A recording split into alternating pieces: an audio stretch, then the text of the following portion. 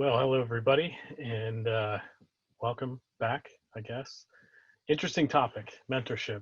Lots of different images can arise. We'll look at some biblical notions as well as practical. We can't cover everything, but these are some of the things that I've found helpful, particularly on the practical side, working with students over the last 8 years who are going through this notion of mentorship, and we all have so many ideas. So discipleship, is it the same word? I don't know. I'm going to use the idea of mentorship simply because it's more of a one-on-one relationship, and where there is clearly someone who's the mentor and someone's the mentee. So community and mentorship. I love the fact that Dave shared his first. In fact, I wanted to wait to watch his before this, because as you can tell, mentorship's part of community. And community is so vital. We need each other, as Dave says. And the notion that we are both mentors and mentees is one that's so crucial and a part of so important to every community. I know a lot of pastors, and you may as well, who are seasoned. They've done a ton of great ministry work, but they stop getting mentored. And it's almost as if they've arrived. The best folks I know still have mentors. They still call them. And I admire that deeply. I really, really do. Here are some biblical mentors. Jethro, Moses, Jesus, Paul, Barnabas, John the Baptist, Eli, Abraham, Peter, Priscilla. I did not mention who they mentored because I'm actually going to ask in class for you to list them in your groups, and then we'll come back together. So in the Dora the Explorer fashion, who's Jethro's mentor? Well, excuse me, I should have rephrased. Who did Jethro mentor? I kind of feel like the Dora the Explorer boots replying. If you're not familiar with Dora, my apologies. Maybe Blue's Clues is a better analogy for you. But think on it. Think of who these folks mentored. And there are many, many more. There was one that came up. It's funny, each time I do this, I pick a different story, really. And this one with Elijah and Elisha was interesting to me. Long passage here, and it sets up when the call of Elisha is. And I didn't really connect the dots too well with this, but this is right after the prophets of Baal are annihilated, if you will, by Elijah, who mocks their gods. So it says when Elijah heard it, this is, this voice of God that he doesn't hear in an earthquake or instead a whisper. He says, "What are you doing here?" He wrapped his face in the cloak. He went out, stood at the entrance of the cave, and he said, there came a voice and said, "What are you doing here?"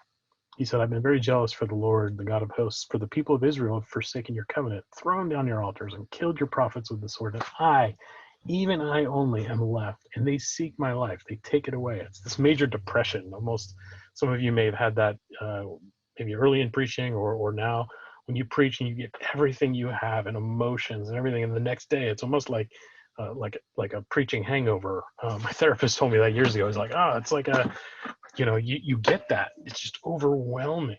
Some pastors choose to take Monday off because they know they can just go in and do some detailed things. They're not effective because it takes everything away. Some choose to go in on Monday, Some say, I'll take my Sabbath on Monday because I'm no good to anybody. And some say, I'm going to go in Monday and just kind of operate like a zombie and get through and catch up on some things so that they can have a more refreshed day like Friday or now they're off. You may be in that boat. But it's that notion of he's given everything. The Lord said to him in verse 15, "Go, return on your way to the wilderness of Damascus, and when you arrive, you shall anoint Hazael to be king over Syria. And Jehu, the son of Nimshi, you shall anoint to be king over Israel. And Elisha, the son of Shaphat of Avel Maholah, you shall anoint to be prophet in your place. And the one who escapes from the sword of Hazael shall Jehu put to death. And the one who escapes from the sword of Jehu shall Elisha put to death. Yet I will leave 7,000 in Israel, all the knees that have not bowed to Baal, and every mouth that has not kissed him." And here's this call. So he departed from there after he encounters God, and he finds Elisha, son of Shaphat, who was plowing with 12 yoke of oxen in front of him, and he was with the 12th. Elijah passed by him, and cast his cloak on him. And he left the oxen and ran after Elijah, and he said, "Let me kiss my father and my mother, and then I'll follow you." And he said, "Go back again, for what have I done to you?" And he returned from following him, took the yoke of oxen and sacrificed them and boiled their flesh with the yokes of oxen and gave it to the people, and they ate. Then he arose and he went after Elijah and assisted him. There's so much commentary. There's so much in those passages, as we know, but I personally didn't really connect them all too well to this broken Elijah that then goes and is called right to Elisha and called them. And I thought about it in the realm of mentorship, that oftentimes you just never know where a mentor is at. You might be in this low spot, and God brings to you someone who is not only going to be someone you mentor, but do greater things than you could ever have asked or imagined. I love whenever I'm at camps, and I used to direct camps, I would always tell people, look, on Thursday or Friday, when Jesus was doing all these different things, he fed 5,000, and then, the Gospel of Mark is so quick, immediately then, and Jesus just kept going, and in the boat, and he just kept going, and he never stopped, and it's almost wearying, but sometimes that's where God gets us to where we need to be, so that people can follow us, that are humbled by or what have you. No words are really exchanged too much here, a little bit, but there is certainly some references in Matthew 8, Luke 9, with those who say, let me go bury my parents, or let me go say goodbye. And here is a similar case where it's like, no, you just follow. Elisha is not mentioned again in the book of First Kings. He comes up again in Second Kings. But it's an interesting notion to see these two in their relationship. And when Elisha next comes up in the text, it's Elijah going up in the chariots. And it's just interesting. Something had to have happened in that time period where he was mentored, where he was discipled. But all that time, you just don't know. You don't see it. There's more detail with some of the others who are discipled, mentored, using them interchangeably there. But this particular one, you don't see the nitty gritty, if you will. So question, before, during, and later. Before what? During what? Later when? Right now, we all have a different view, potentially, of mentorship. We certainly have a different view than we may have had before we were a Christian, before we were in a place where we are identified as a leader, who's in seminary. Quick note, if you don't think you're a leader, some of you are doing this as supplemental growth. Some of you are doing this because you're called by God to be in seminary. You don't know why, but you are a leader, and you will be pointed to as a leader from now on, because A, you got admitted, and B, you've made it this far, at least 2 classes in 1 class, and so they will see you as that. You are, and you had to have some people give you references, so you had a mentor, or at least someone who could give you word enough from an authoritative standpoint to say, hey, no, you're really suited for this. This is what God's calling you to do. So from before, how did you see mentorship? Like, what was that? Was that just kind of going to a big brother club, boys and girls club, and having some sort of mentor? What do you see it now? Do you have a mentor now? How do you perceive yourself being a mentor? How do you see it down the road? Do you see yourself being a mentor after seminary, because you want to get the tools to do that? The reason I ask is because I do believe, in part, we need to consider these questions now. And the simple answer is, you need to be mentoring someone now. You need to be in a mentor relationship now. And if you're not, don't shame yourself, but work towards that now. Don't wait till a class that talks about mentorship. It's so vital right from the get-go. We're talking about, okay, who is shaping you? Dave said it best. It's life on life. That's the best leadership, biblical leadership, and community. It's life on life. It's how we get to live it out together. So these are before, during, later are questions, and hopefully we'll be able to bring them up, hopefully have time in class to discuss them. But that's something that I think we shift in our thinking. I'd like to spend more time on talking about how, what does it look like when you're in that? But I hope that when you graduate, you know that mentorship is a lifelong process. It's always going on. There's always a Paul, there's always a Timothy, there's always a Barnabas, with whom, for whom, and even a little bit of under whom you're able to grow and live. So mentor versus mentee. It's kind of a funny word, mentee. But I'd like to ask you to consider right now, great ones. Who were your best mentors? And why? I really do want you to think about it. If you're watching this in 1.8 speed, just remember to come back to it. But I think it's so valuable to know why. And we're going to discuss this in class. In fact, when you discuss it in class, I'm going to ask you to share other people's answers, not your own. So in your groups, you're going to talk about it, and then you're actually going to come back and share others' answers. That way it's not as personal or what have you, but also so you can listen. And I think it's so crucial to look at both sides of it. I'm working with the class that is the mentored field, or I guess we call it ministry formation lab. And that's one of the things is you get into this and you're like, okay, now what? And okay, how do I have a mentor? How many mentors do I need? What do I?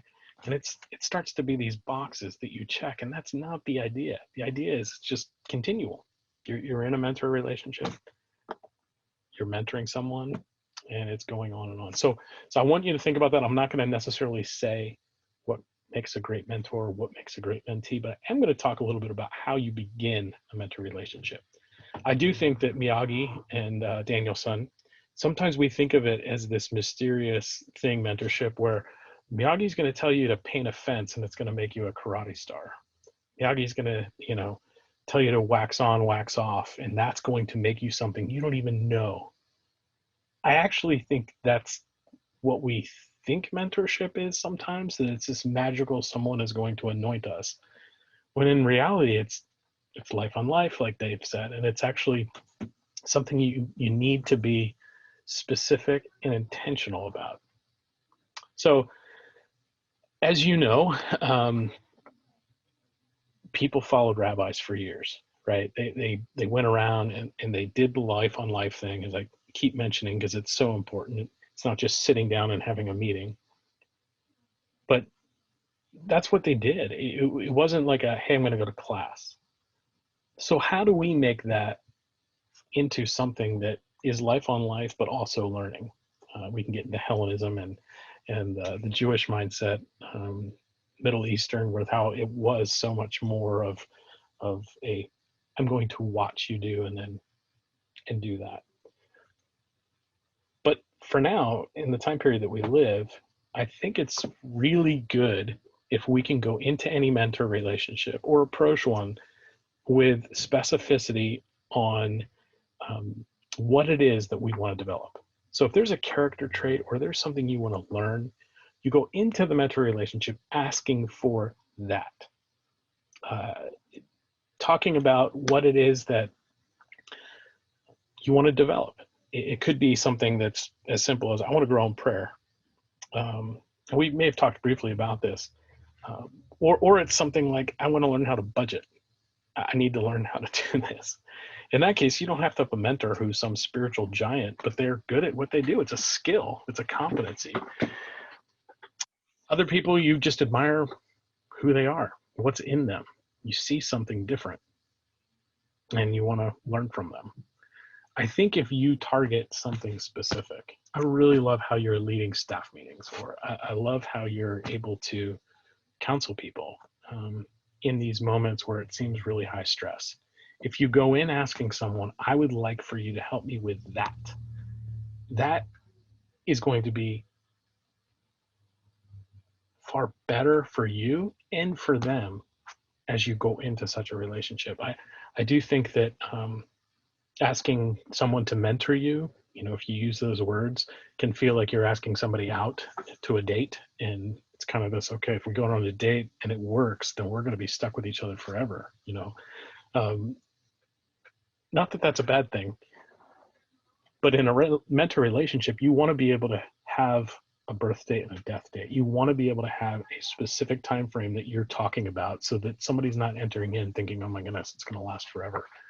As when I came in and was a small group director as an associate pastor and said, look, we're going to have a birth date and a death date to every small group. And there was a lot of resistance because people wanted that to last forever, when in fact, that might not have been the healthiest thing for people. And because of that, there was a lot of pushback. But I really think you need to have that even in a mentor relationship. So be specific about the character and competency. Be specific about the length of time. Hey, I'd like to spend the next 8 weeks with you. I'd like to spend October and November checking in with you for a half hour every week on this topic. Now, sometimes we want to ask that, and we're hoping that on that topic, they can give us a wax on, wax off type of tool to help us get to where we want to go. Sometimes they don't even know how to mentor. I've asked people to mentor me and they're like, oh yeah. And I've had people come up with curriculum and try and teach me, and we'd go out to lunch, and then I had others go, yeah, I can mentor you, but it's all going to be about character. So I don't know if you want, I'm like, I don't know if that's a good thing or a bad thing. Different people perceive it differently when they're asked. So being specific about the length of time, knowing what it is that you want to grow in, and then lastly, what you want from them and don't want from them. Like, hey, I'd love to have 30 minutes of your time each week. Okay, that's something you want from them. Hey, I'm not asking for you to come up with something new. I just want you to have a conversation with me and guide me. Those specific boundaries can be super helpful. Now, you might already be thinking this, but it works the same way when you're inviting someone into a relationship where you can mentor them. Being specific, hey, I see this in you. I want to help you develop this more. Hey, you want to get together just for the next 6 Wednesdays or what have you? What do you want from them? Hey, I'm not asking you to do any homework. I'm not, so being specific can really help. Next is to be intentional. And this can be hard because you have to have a strategy in mind. If you want to grow in something, have some ideas to prompt them. Because some people, again, they think they have to be Miyagi, and they are like, I don't know how to paint a fence. And the reality is you have to give them some ways to start. Some people are great and creative and they love to do this, and others are like, oh no, because they're very structured and they think that it has to be, I'm already doing all these programs. And have a strategy in mind.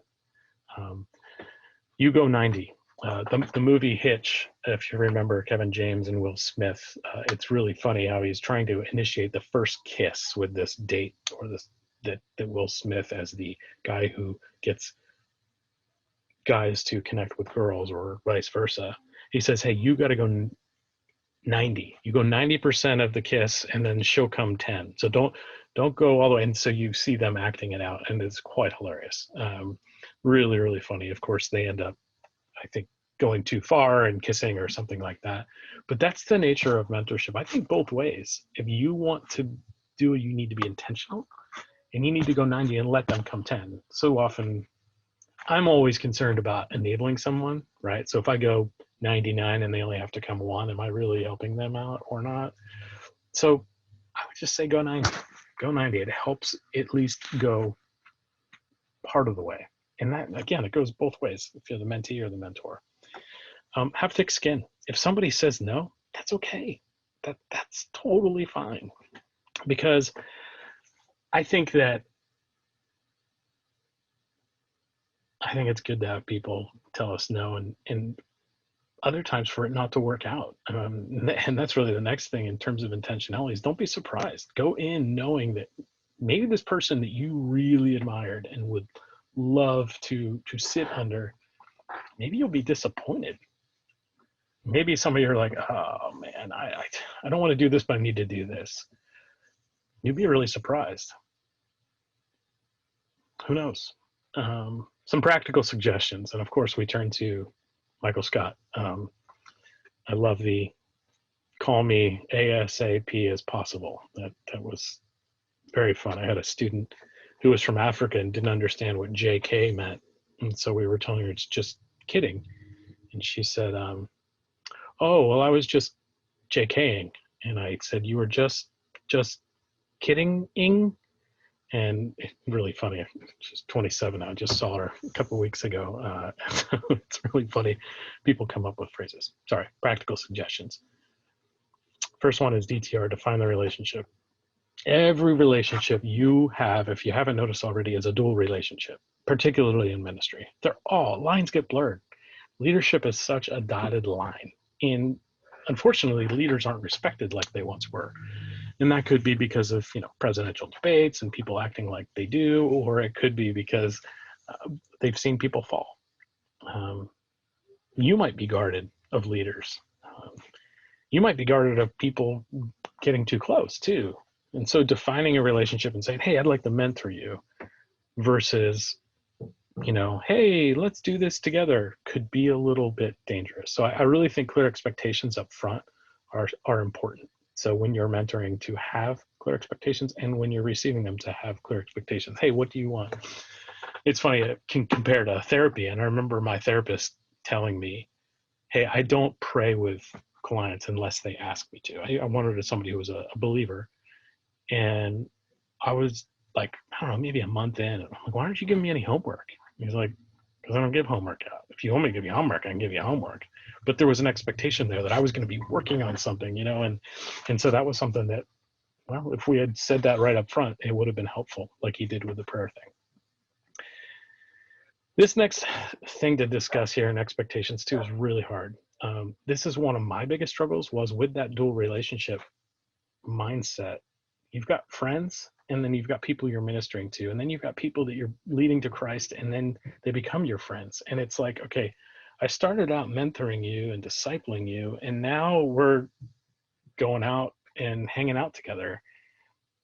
But I still kind of see myself as discipling you, and yet I see you as a friend. And how does that work, and what does that look like?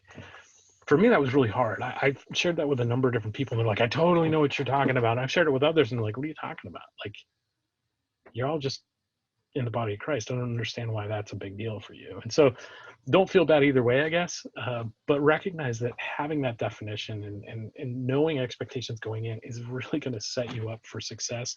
Maybe you just create little boundaries. For me, I got close to a few guys, and I felt like, you feel betrayed sometimes if they go, one of them was on a board or elder board, and, I was sharing some stuff just personally, what was going on. And I wasn't in the meeting, but I do feel like it was somehow used against me. And that's probably my emotions more than reality. But you become guarded in that.